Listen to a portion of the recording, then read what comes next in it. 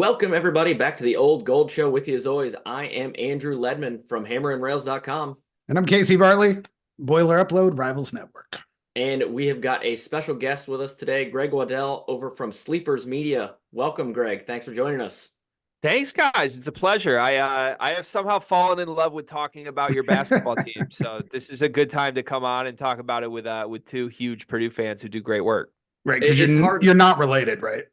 They're the Waddell on the team. Well, I mean, I've gone by brother, but then I think that was too obvious when people meet me, and I'm like 6'2" and not 6'6". So I shifted quickly to cousin, which I think is much more believable. So, yeah, if you don't mind cutting this when you do the post production, yeah, run with cousin. So here's the thing: Casey sent me the message that said, "Hey, do you want to have Greg Waddell on to talk about Purdue-Arizona?"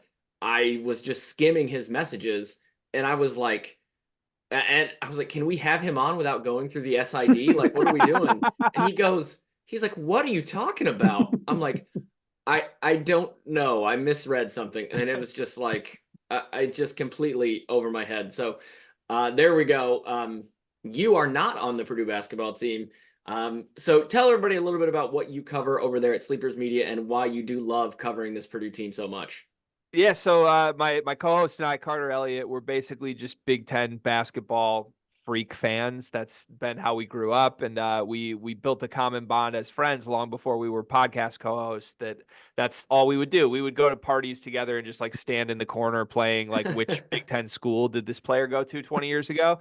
So we started podcasting, and after a couple of years of doing it with little to no audience, we got some pretty awesome opportunities that the Field of 68 worked with us on the last couple of years. So great to be back on the Field of 68 podcast network with the two of you. But yeah, Sleepers Media is our thing. We have a YouTube channel. We do daily podcast episodes Monday through Friday that are supposed to be all sports centric, but in reality, that has turned into like 80% Big Ten basketball rants and ramblings. And if anyone hasn't paid attention, which I'm sure anyone listening to this has paid attention, Purdue's the only relevant thing in this conference and has been for 2 years. So by default, we've built quite an appreciation of Matt Painter and everything he's built, and this specific basketball team, which I believe is the best version of Matt Painter's program that we've seen to date. Not to mention best backdrop in the business. Oh, thank Everyone you. can see. You. For the record, I have a Carson Edwards jersey in this collection, but I don't hang it up on the wall because it's one of the few I still wear. Okay. Which one is it? It's the throwback that had the one stripe on the side. Love it. Yeah, the white with the black font. Very good. Good choice. So obviously we're here because Purdue got a really big game coming up this weekend in Indianapolis. Is it Gingrich Fieldhouse now? They've changed the name of that building like 4 times. Gainbridge. Gainbridge. I don't even know. It'll always be Conseco to me. So they're playing in Indianapolis, playing against Arizona, current #1 team in the nation. And I mean, it's going to be obviously the game of the weekend, but to me, it could be the game of the season. I mean, one of the games I think we've all looked forward to the entire year. Casey, what are you looking forward to most in this game? You're the only one of the 3 of us who's going to be in attendance. That's true. I think it'll be good to see. I mean, it's always fun to see Caleb Love again. He is maybe the most fascinating college basketball story for someone who has he's had a reclamation project this year, is what I've understood, and he's shooting 30% from 3. This was apparently the bar he had to clear. So that's fun. And I think just anytime with this Purdue team, anytime they get to test themselves against a non-conference foe as good as Arizona, and I think there's a lot of similarities between the two teams. So I'm very curious to see how they both play traditional bigs, drop on the pick and roll, and just to see how they match up and who can make it harder on the other team will be, I think, a good indication of 2 teams that really have a lot of March not success to make up for. Not success. Good way of putting it. Greg, you are not going to be in attendance, but you've seen this Purdue team play a number of times so far this year. What do you think about this matchup coming up on Saturday? How exciting do you think this one's going to be? Excitement scale through the roof. I think Alabama is rightfully the number one team in the country right now. They're that good. Arizona. Arizona. Yeah, I'm sorry, Arizona. Sorry, I'm looking at I literally have the KenPom page up and I'm seeing AA teams in a row. Right. Arizona is rightfully the number one team in the country, and they I have some questions about, like, is this a blip on the radar for them reaching that pinnacle, or are they actually, like, unquestionably in that top tier of teams? Like, to me, Purdue and UConn are the others in the conversation, and they both have the pedigree of, like, we saw these teams last year be dominant, and they returned a lot of their key pieces, and they look either even better or as good as they were last year. Arizona is a new team. In a lot of ways, that's a good thing. Caleb Love is a good addition. Kirk Reese is out of that backcourt. Kylan Boswell's taken over, and he's really good. Umar Ballo is a monster down low. He's going to be tested with Edey, of course, but he's one of the few bigs you would name in the country that I think you feel like physically isn't just going to get completely dismantled by Zach Edey. So it will be a really entertaining game, a really high-level game. And I think some people are trying to frame this as a bit of a wake-up call for Purdue of like, well, they got to play the number one team in the country now. And in reality, I think it's the opposite. I think it's That's what I was going to say. It's a wake-up call for Arizona because Purdue's played the best of the best. And like, why is Marquette dropping in the rankings? Well, because they lost to Purdue. Why is Gonzaga and Tennessee drop? Well, because they lost to Purdue. Arizona beat Duke at Duke, which looked like a great win. Duke doesn't look that good now. Yeah. They beat Michigan State at home. Not very good now, right? So Going to be a few teams that do that. It's a true test for Arizona, and I think we'll see what they're made of. Yeah, I mean, that was the exact point I was going to make about Arizona. Really, I don't think we know as much about them as most people think at this point, just because their two marquee wins are not really as marquee, as you would have thought when you scheduled them a year ago. You figure you're playing Duke and Michigan State in the non-conference, you walk away with 2 victories, you feel like you're going to be pretty much set. But this year, that may not be the case. And that kind of leads us into another question. Michigan State not looking very good. What about the rest of the Big Ten? I mean, you pointed out that you guys have really followed the Big Ten these last couple years. Is this one of the worst Big Ten basketball seasons you kind of remember in recent memory? Yes, it's sad to say. So I thought last year was one of the worst years I had seen in my life, and I somehow I think we've gone backwards a bit. I don't really know how that happened. I think a lot of the incoming freshman talent, like there were Andy Katz lists of the top 10 freshmen.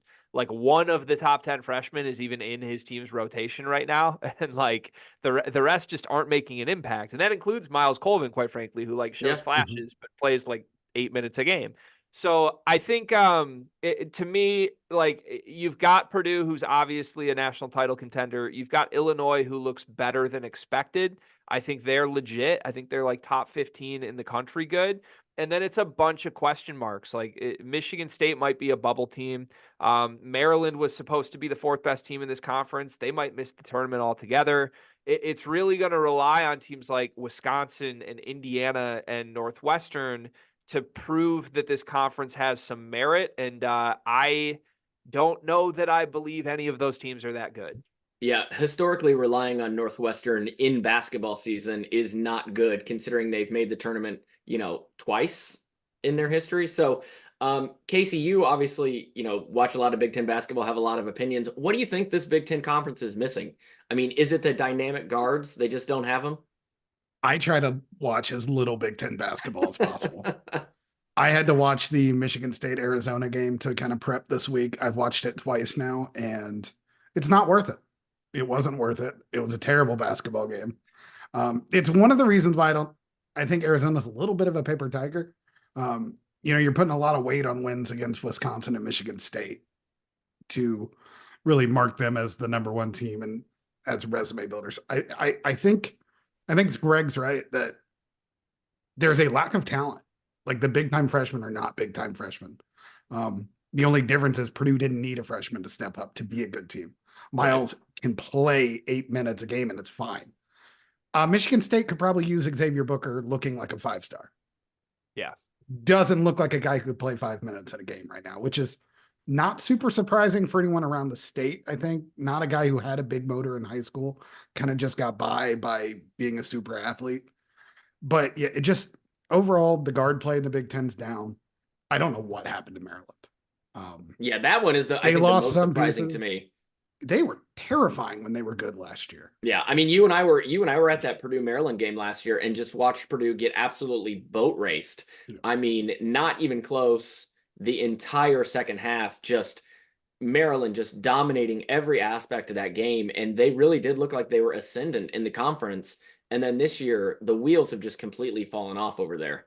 I think we can all agree that it is both fitting and okay if the Big Ten goes down for Purdue to finally win a title for the Big Oh Ten. yeah, I mean, That's what we're here for. If Purdue is the only team to advance past the first round and they go on to win a title, I couldn't give a damn less about everybody else. It doesn't matter to me. I'm just here for Purdue. But I will say, I guess I'm a glutton for punishment because unlike Casey, for me, if there's a Big Ten game on, if there's like Iowa versus Northwestern or Iowa versus Penn State, I'd rather watch that than, a game from another conference, even if it's two good basketball teams. I've always been that way. I've always just preferred to watch the Big Ten. Greg, are you the same way, or do you care more about the quality of basketball, I guess? I think there's levels to my madness. I'm inclined to say yes with the Big Ten. Like that's always where I'll start. But if it's like Penn State, Minnesota on a Tuesday night versus like Arizona, UCLA, then yeah, give me Arizona, UCLA. But my household has been known to be a multi-television household, though. So luckily, my wife supports these initiatives, which is lovely for my mental well-being.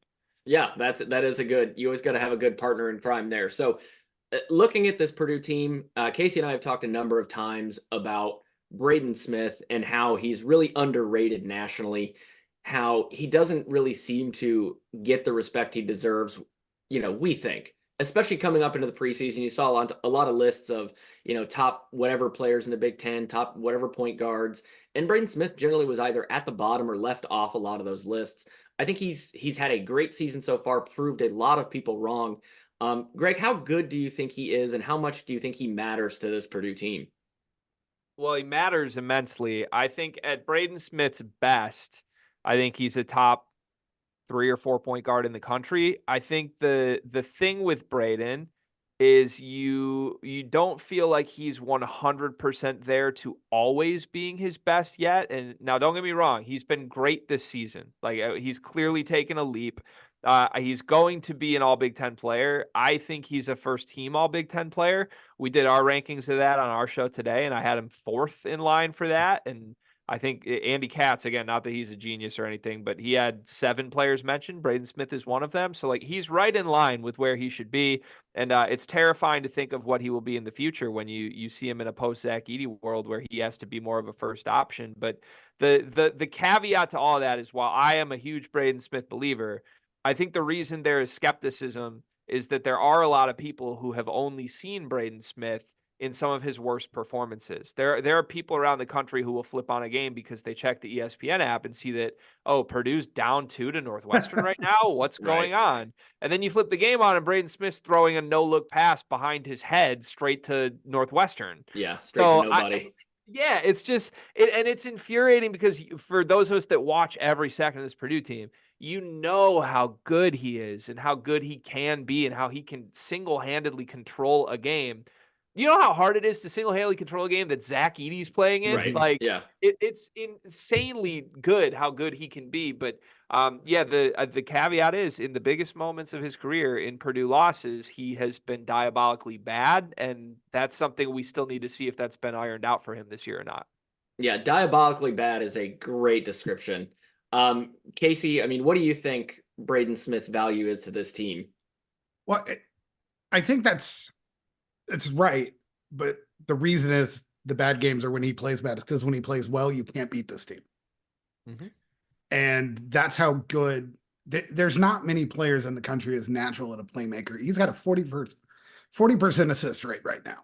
Obviously, the turnovers are high. You want those to come down. But the way that he is now getting comfortable in his pull-up, and for you gamblers out there, if there is a point total for Braden Smith, take the over because Arizona is going to drop and they drop more aggressively than maybe any other team in the country. Like it'll be a race between who's going to stick closer to the rim, Edey or Arizona's bigs. And Braden's going to get a lot of pull-ups from mid-range. And he is taking those and he's making those this year. The Alabama game, it flipped with Braden Smith hitting 2 pull-up threes. So this maturation, it is happening. It's happening before our eyes. The only problem is he is an undersized guard. Still doesn't have, he has more help with Lance Jones. I know, Greg, you guys have a love-hate with Lance Jones, but he's got a little more help there, but there is just so much that depends on him. And when you are an undersized guard like that gets in these tricky spots with Edey, like it's hard to play with a guy that big at times because he takes up so much space. So Smith just gets caught in these areas where he has to try to force something or get in the air and make a tough play. So when it's bad, it goes bad. But I do think he is really turning the corner. And a lot of that is his willingness and ability to score and then work off of that. Yeah, I think special. Yeah, he's really shown in these last, I guess the beginning of this season that he is more willing to go after his own shot. As you said, Casey, his pull up is a lot better. He's shooting from 3 in better situations, I think, than he did last year. And he's really showing what he can be. But to Greg's point, I mean, he is only a sophomore. He makes a lot of mistakes. And sometimes those mistakes can pile up on him. And that's when Purdue is in trouble. And we saw that at Northwestern when I believe he had 6 turnovers of Purdue's 13. So that is a huge problem right there that has to be corrected. But everybody's going to have bad games. We just hope those are few and far between for Braden Smith. Now, we can't talk about Purdue basketball without having something dedicated to Zach Edey. We've mentioned him with every topic we've had here. Greg, do you believe that Zach Edey is a dirty player who commits a foul every time down the court, or is that just us? Is that a predominant feeling in the rest of the college basketball world? No, it is not. Oh boy, it's such a crazy conversation. And I get why some people think this. Like, I don't think it's insane to have the viewpoint that some people out there do, that Zach Edey is actually the perpetrator, that games are refereed unfairly in his favor. I can understand why some people feel that way. They graduated IU. But that certainly is one reason. They don't have much of a brain. Another reason, we went to Mackey twice. I told you guys this before we went to record last year. And what I will say, like, I had a great time at Mackey. I love it there. I have so much respect for Purdue fans. The home court advantage is real. The team was so good. All of that. It was a blast. With that said, we both left Mackey both times with a little bit of a bitter taste in our mouth, just because the way the fans at Mackey Arena watch Purdue games is very much expecting Edey to get a call every time. And I think he already gets a ton of calls. Like, I don't think there is much of a fair conversation that Edey deserves more calls than he gets.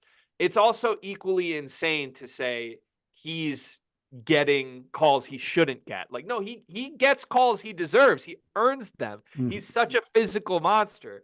But it almost it feels like everything with Purdue is so polarizing, whether it's the Lance Jones conversation or Edey himself or everything is to each extreme. When I think in reality, Edey is the most dominant big that I've seen in my lifetime in college basketball. He is a physical freak of nature that there's never been a player his size that is close to as good as he is. So for Painter to be the offensive genius that he is and build everything around him, and Edey to be able to withstand the amount of usage he has, and Edey to build himself into the free throw shooter that he is. A huge part of Purdue's offense is about getting Zach Edey to the free throw line, where he makes 78% of his shots. Yep. So I don't, obviously he doesn't foul. He does a great job not fouling, actually, defensively. He's the best drop big in the country. Like you said, he's a monster there. But yeah, I'm so tired of the foul narratives, man. The Aaron Torres stuff this week was insane. And we know it's going to happen, right? Because Arizona, they're bigs, one of the best rebounding teams in the country, and they do it by just boxing out. It's not crazy athletics. They're big, but they box out well. Edey's going to get called for 4 fouls on rebound because he goes after everyone. And he's It going to just bump against Biggs, and this game's going to get ruined because of it. it just does feel that way. Like because there's been so much of this rise in the discourse around Zach Edey and the fouls, and does he foul or is he getting fouled more than he's getting called? It just feels like there's going to be a reaction of some kind, and Edey's going to find himself on the bench real quick in the first half. I hope I'm wrong, but as much as we as fans, watching from a non-neutral perspective, always love to complain about refs. They are influenced by outside things. They're influenced by the coaching staffs on the sidelines. And so I do wonder if they've seen this and they're going to pay more attention to it because they don't want to get criticized. It worries me that might happen on Saturday. My guess is that if there is a subconscious or even a conscious reaction to the whole dialogue this week, would be that they just swallow their whistles, which honestly, to me, is going to infuriate Purdue fans. Yeah. Because like I said, if Zach Edey's not getting the calls he normally gets, then it's like flipped from it's unfair for Zach Edey to it's unfair against Zach Edey. His Go ahead. free throw rate is 91.3. Yeah. It's very high. Ballo's is 39.4. So no whistles will favor Arizona. You don't want Ballo at the free throw line. And I don't know. It's one of those things you hope the officials don't go into a game with that being a talking point, but in reality, like I'm sure they will. Like you don't want the story of this game to be the officials. You never do. So one way certainly might be swallow the whistle. So Greg, I've got one final question on Arizona. They've got a lot of bit pieces that have been really good for them. They're shooting absurdly high. Do you think they're that talented, or is this a case of their schedule allowing those guys to really go off early? I do think they're that talented. And I should say, like, when I speak to this being a test unlike something Arizona has seen, I don't mean that in a skeptic way of how good they are as a team or the level of talent they have. I mean it more so that, like, if they find themselves in a tie game with Purdue with 4 minutes left, what is going to happen? I think that's a different challenge for these players. I can tell you, Caleb Love's going to shoot. Probably, right? And that would be a scary proposition for me. But what Arizona has working in their favor is like, okay, they've played a bunch of teams they should beat, but they've beaten most of them, like 6 of their 8 games, they've won by like 30 points or more. And don't get me wrong, like Belmont and UT Arlington are not good teams. They're not cupcakes. Like those are teams around 140, 160 on KenPom. Colgate's 135. Like good teams win that game by 15, not by 30. And they keep blowing everybody out. Wisconsin, 15th in the country right now. They just won by 25. So like, there's a very high ceiling from if things go right, they can run you out of the gym perspective. And what I like about Arizona that I do think is the one thing Arizona has a big advantage over Purdue in is that I think they have significantly more high caliber depth on this team. And Purdue's very deep. I've talked about what they would look like without Zach Edey. I think like TKR's a piece I really like you have a lot of playable dudes on this team. Don't get me wrong, but you go down the list of Arizona starters, like any given night, Kylan Boswell's their best player. Caleb Love at his best can certainly be their best player. Ballo has been their best player a ton. Keshad Johnson is like the 4th or 5th guy. Pell Larson is the 4th or 5th guy. Both of those guys would be unquestionably the 3rd best player on Purdue. And any given night, they're the 5th best player on Arizona. You've got guys off the bench for Arizona in Jaden Bradley, who is a 5-star recruit, top 10 recruit in the country. KJ Lewis, who looks really, really good early in his freshman season. Like, they have dudes. And the question for me in this game will be, how much is the gap between how much better Zach Edey and Braden Smith are than their matchup, which they are better, but it's closer than every other position because Arizona has a big advantage at the 4 over whoever Purdue's playing at the 4. They have a big advantage at the 3 unless Fletcher Lawyer goes Tennessee Fletcher Lawyer, and Lance Jones could be hit or miss. We don't know. I'm not sure I'm with you on the 4. I understand it. Keshad Johnson is insane, dude. I get it. But I think he does it a lot by just being that exact right size that has been able to bully the kinds of teams he's played so far. And I think Purdue has a couple guys that'll be interesting for him to match up. I don't think you're going to dog Mason Gillis. And I don't think he can get the kind of points he's used to against Caleb First. So, Casey, who do you think the better matchup at the 4 is for Purdue then? Because if Caleb you First. listened, if you Because listen, Johnson I is knew big. you were going to say Like, that. I knew you were going to say Caleb First. He might make Mason Gillis's life very difficult. He is definitely good, but I keep going back to last year's game against Duke, and Caleb First literally looked like the third best player on the court. And I think there is size and skill there that could give him a problem, especially someone who he's so like bottom heavy, but also tall at the same time. He's an interesting player. And I think Caleb First is particularly suited to take on someone like him defensively.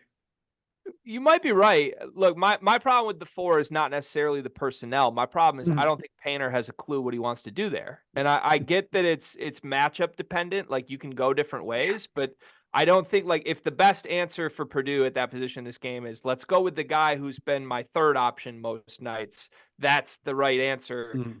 I don't like that because Shaw Johnson's been in double figures all 8 games this season. Caleb First hasn't been in double figures since February 9th of 2023 against Iowa. Yeah. So you don't want that, right? It could happen, but you certainly don't want that to be what it hinges on. And how do you guys feel about TKR, by the way? Like, I know I was actually going to ask you that because I've been of the opinion pretty early on this season that having Edey and Trey Kaufman-Renn on the court at the same time is a bad idea. It does not work.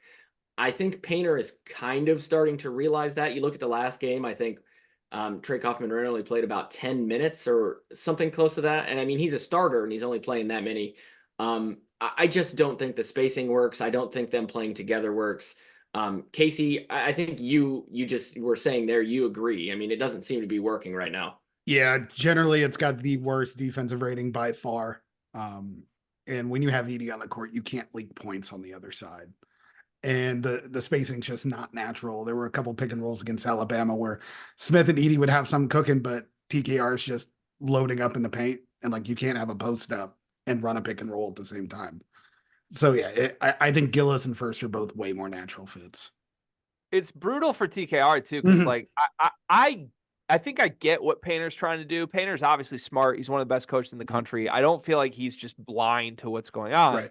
I feel like he's trying to reward the one guy in this front court who got significantly beter from last year to this year. Like that's what I see in TKR. He truly did. You watch the overseas trip, TKR without Zach Edey looked like Purdue's best player in most of those games. And I think there's a really bright future for a kid whenever Edey does leave. I think he could be an all Big Ten player immediately. And so Painter's trying to balance both and reward the guy. But it's just hard, man, because he's 4 for 9 from 3. That's 44% on limited sample size. And it still doesn't work. He was minus 20 in those 10 minutes against Alabama. Oof. So to me, and that's the thing. I'm not a big Mason Gillis guy, but I think he's the only answer I love next to Edey. Even like First, I hear what you're saying. In theory, it can work, but I still think even that's clunkier than the shooting threat that Mason Gillis gives you. So I don't know, man. I think that's the transition that needs to be made by the time we get to the NCAA tournament. Like you don't want to be dinking around with 10 empty minutes of TKR and 15 minutes from First before you get there.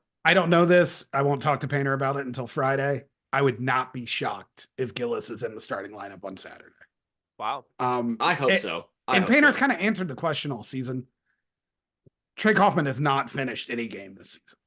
He's not in the final 5. Yeah. So like, I think he knows it's not his best 5. Yeah. I mean, Painter has said for years and years and years now that it's not always who starts, it's who finishes. And he says, the guys I put on the court at the end of games are the ones who I trust. And you see time and time again that is just not Trey Kaufman-Renn. It has mostly been Mason Gillis, but Caleb First has been out there as well. And I just want to point out for longtime listeners of this podcast and Casey and I's former podcast that Greg agrees with me and thinks Mason Gillis is the better option. So it's been a 2 to 3 year conversation between Casey and I of who's better, First or Gillis. I'm a Gillis guy and Casey is a First guy. So I've got another person on my side here and I appreciate that. Yeah, you're holding, for those listening on the podcast and not watching, Casey is just holding up the finger to indicate there's one more person that believes. So I'll take that. It's a win. It's a win. Yeah, it's a win's a win. It does, as the great Dom Toretto says, it doesn't matter if you win by an inch or a mile. Winning is winning. So I'll take it to the bank. How much? As you guys know by now, we've partnered with BetMGM Sportsbook for this college basketball season. We're going to be using BetMGM lines to make all of our picks and predictions throughout the college basketball season. And we are going to have special offers for you, the listeners and the viewers on the Field of 68 each and every week during the season. If you haven't signed up with BetMGM yet, use the bonus code FIELD1500 and you will get up to a $1,500 first bet offer on your first wager on BetMGM Sportsbook. Here's what you got to do. Download the BetMGM app. Sign up using the bonus code FIELD1500. Deposit at least $10 and place your first wager on any game. You will receive up to $1,500 in bonus bets if that bet loses. Just make sure you use the bonus code FIELD1500 when you sign up. And remember, BetMGM is now available under one wallet in select states. As a New Jersey resident, this is super convenient for me when I have to go cover games in New York or Philly. When crossing state borders, just log into your existing account instead of having to create new accounts in each state that you go to. And most importantly, I got to let you know, we do have some fun stuff coming up for this college basketball season. Bet insurance tokens, college hoops odds boosts, my personal favorite, parlay odds boosts. So download the BetMGM app today. How much do you guys think the fact that this game is being played in Indianapolis matters for Purdue-Arizona? Because I think it's a huge factor. A lot.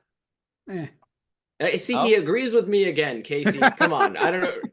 Greg, you want to start another podcast? Maybe you and me can talk Purdue basketball? That's so I think it's less. I don't know. It's hard because Purdue's good anywhere to me. Like to me, the boxes you want to check on, like, are you going to get the best version of Purdue? Or like, are you not playing in the Big Ten? Yes, you're not playing in the Big Ten.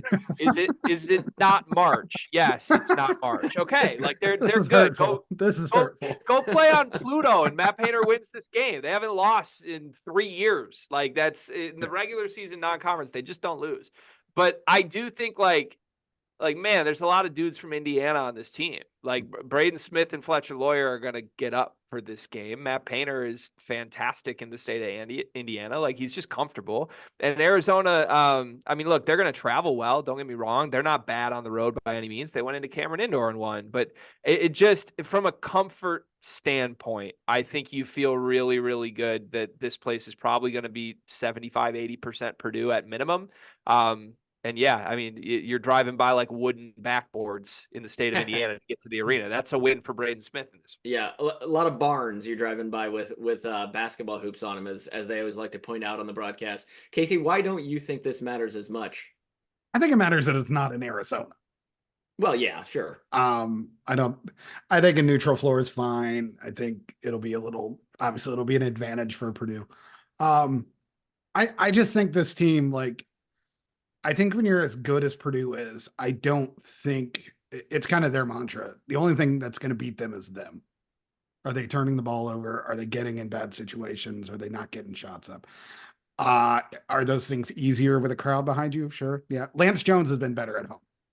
So maybe it won't matter because I think he's still an X factor for the team. So I don't think it doesn't matter. I just don't think it's a huge deal. I think when two heavyweights like this go against it, the fact that it's not in Mackey matters a little, and the fact it's not in Arizona matters a lot because it's still going to be a semi-home crowd. Yeah. So it's been mentioned a couple times. I know we're getting close to getting out of here. But Greg, what's the deal with you and Lance Jones? The people want to know. Because I'm a big believer in Lance Jones. He's not a perfect player, but I think what he brings to Purdue is something that Purdue doesn't really have. A second ball handler to help Braden Smith, somebody who can help him break the pressure full court. I think he's done a good job with that. As we talked about before we started recording, he's not, been great in every game, but I think he's certainly added something to Purdue. So I'd love to get your opinion as an outsider. Yeah, I got to be careful here. I like Lance Jones, the player. I truly do. I think he is a very good fit for what Painter wanted to bring in. my pushback on the Lance Jones dialogue is that I don't think he is the perfect player that Painter could have added that would have elevated this team in the ways they needed to. Now, I get that that's a loaded statement, but I also get that, like, I think as fans of every team take what is given to them from their coaches and then mold the narratives on why it was perfect every time it happens, whether or Yeah, not that's that's true. actually true. And I think, like, to me, Lance Jones operates best as either a David Jenkins replacement from last year, where you would have on paper wanted him to be your backup guard who can play 20 minutes off the bench any given night, but he's kind of like a heat check guy. And when you need him for defense, you sub him in. When you don't, you don't. I think if they were out to get another starter in this backcourt, I would have wanted a guy that is a more proven catch and shoot guy, that is not a take 7 threes and 5 of them are off the dribble with 20 seconds on the shot clock guy.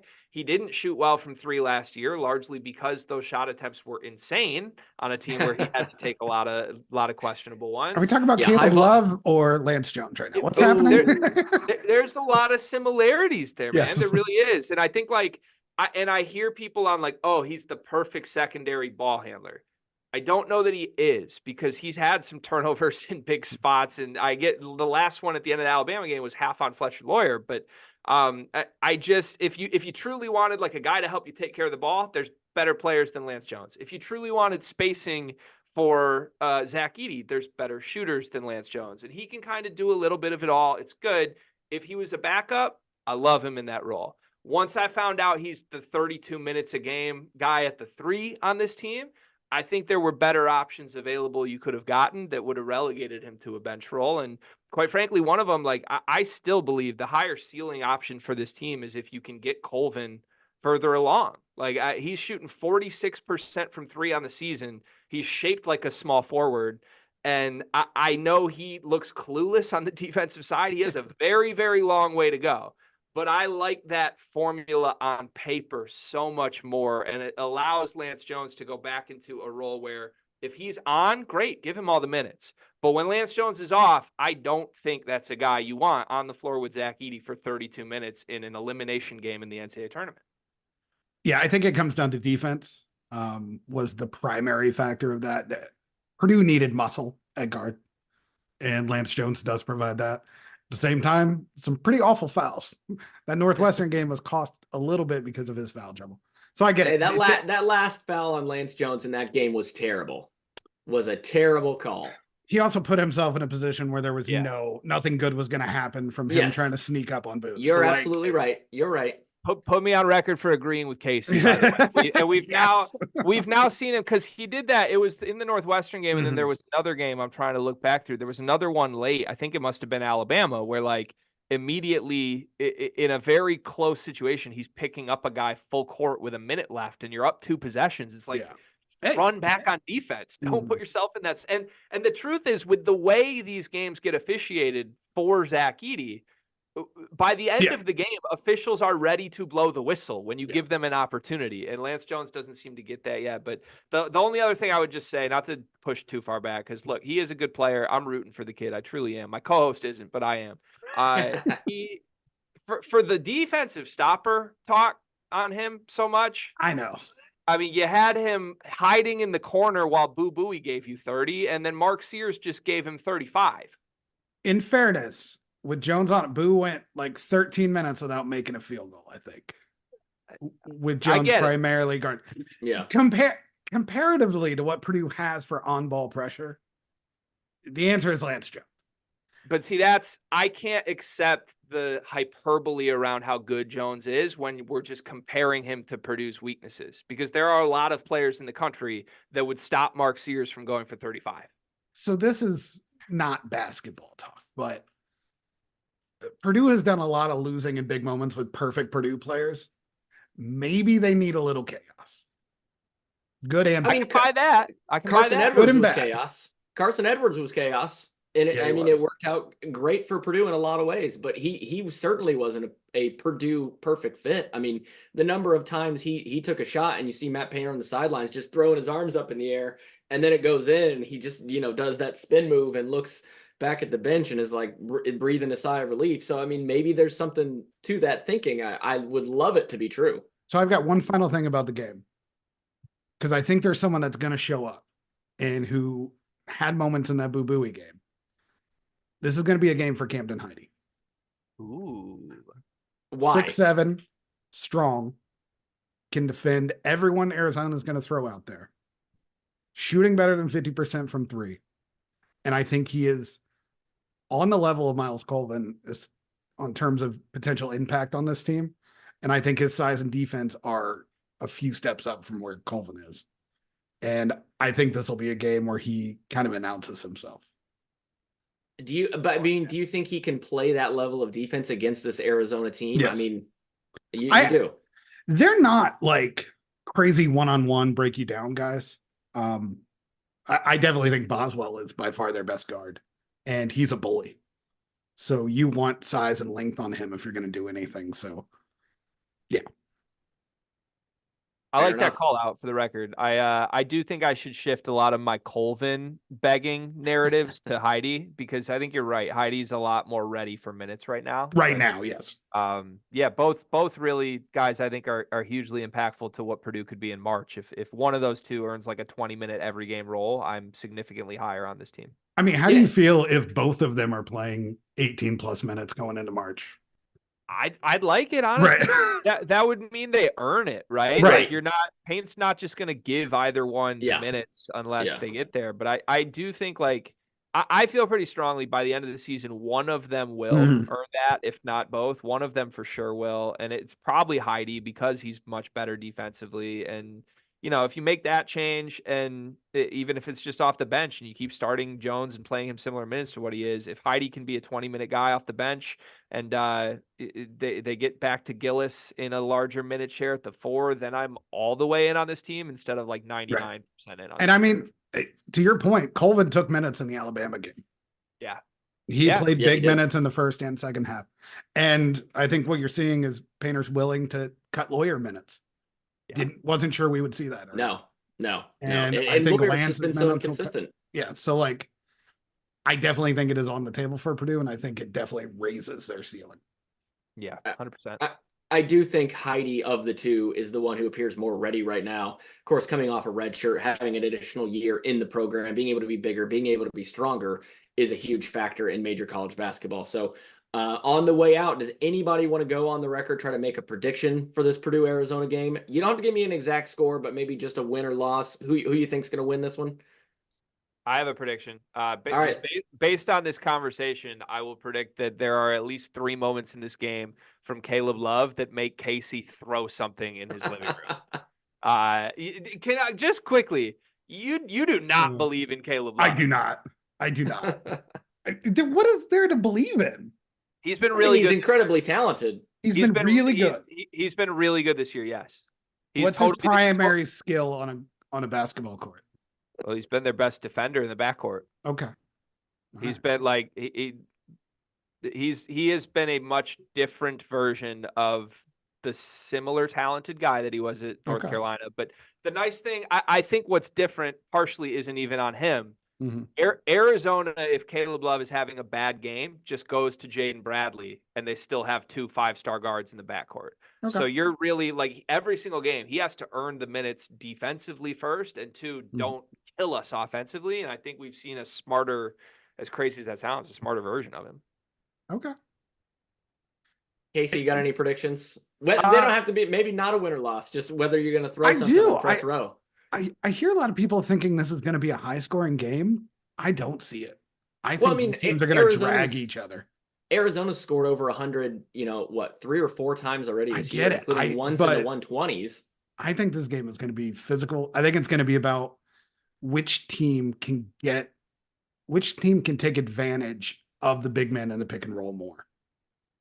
And I think that's an interesting conversation, because I think I listened to your pod earlier.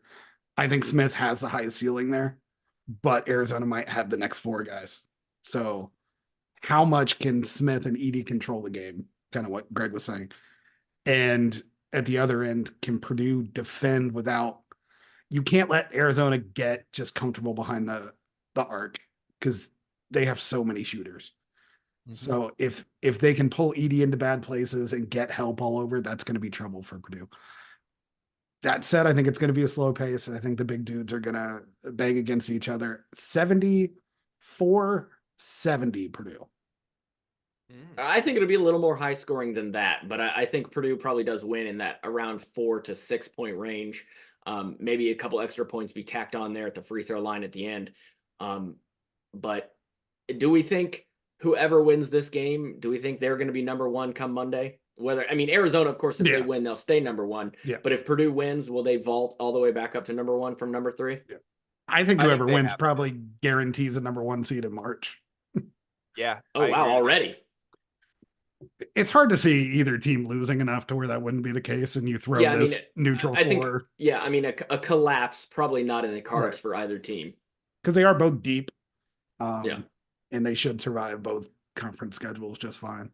Yeah, I agree. I think number 1's on the line. Only argument would be if UConn eviscerates Gonzaga on Saturday night, then you could twist them in. But I think people are kind of viewing this as the game for who is the best team in the country. There's a lot of hype around it. So for the record, I do not joke prediction. I do have Purdue winning this game. I think Edey's going to get his. I went through it on our show this morning, but for as good as Arizona's 2-point defense is supposed to have been, there's a lot of centers on a lot of bad teams that have popped off for 20 against Ballo this year. And I think I expect Tommy Lloyd to try and single cover Zach Edey. Oof. Good luck. Choice. Good luck with that. Yeah, I don't get that argument because Edey's already proven it. He's just proven a dominant big. What big in the last 3 years has he not? Kofi Coburn, Baquette at North Carolina, Hunty, little Dicky over in Kansas. They've all just been ran through by Edey. To be clear, he said Hunty, as in Hunter Dickinson. Just for those listening, I want to make that clear. But another guy I'm not big on. Yeah, well. Hey, I get PTSD from him still. It's okay.